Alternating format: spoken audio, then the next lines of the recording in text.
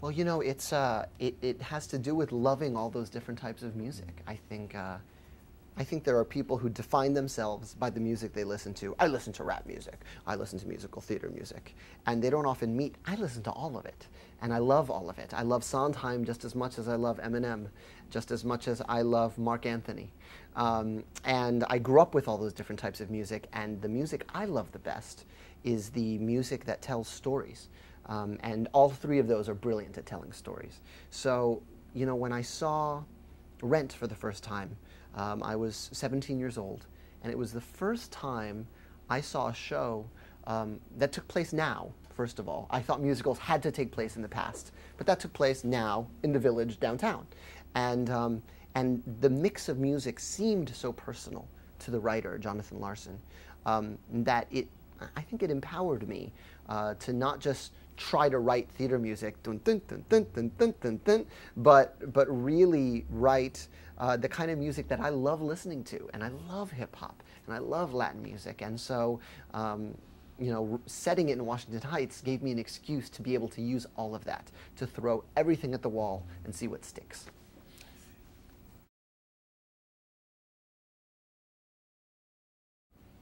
Highlight of the show.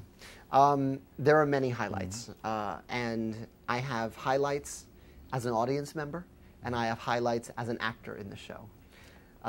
And so, you know, there are a few. 96,000 is one of my highlights as a performer, because it is, the choreography that Andy has done is so much fun to dance to, and it's so fun to watch the audience go, and their eyes get wider and wider and wider as the song keeps going and growing and building. And I love, one of the things I love best from performing in the show is seeing the audience scared at the top, you know, because you have people who go, I heard there was rap, they may not like rap music, or I hear there's Latin music, I don't know anything about it, I don't speak Spanish, so they start like this. And then the beat starts, and then they start rapping, and then we reference Duke Ellington, and then we reference Cole Porter, and they go, okay, all right. And then by the end, in the finale, I look out in the audience again, and the same person who was like this at the start of the show is like this, and they're bobbing their head like they're at a concert, and that's when I know I've got them, and that's a real, it's a real thrill to see that progression.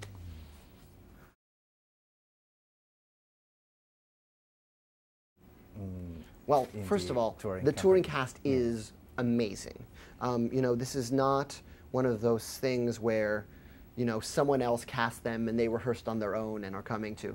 We took a year to find our touring cast. We started casting it a year before rehearsal started because we wanted to not find carbon copies of what's on Broadway, but find the best people for this part. And they got the same rehearsal process that our Broadway company did. In fact, a week longer than our rehearsal company did. And they all bring their own charisma and their own personalities to these roles. And I think one of the things that's really exciting about the tour cast is they are incredibly youthful and vibrant and alive. I saw them last week. I went to go visit them. They're in Florida right now. And to watch the audience just be lifted by their energy. There's a number called the Club Number that takes place in this nightclub, and the dancing is just phenomenal across the board. And so I look forward to the Club Number in Japan because I think people are just going to have their socks knocked off.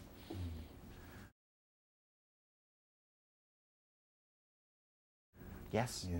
Well, Rogelio, who plays Benny, was on Broadway with us, and he was a swing.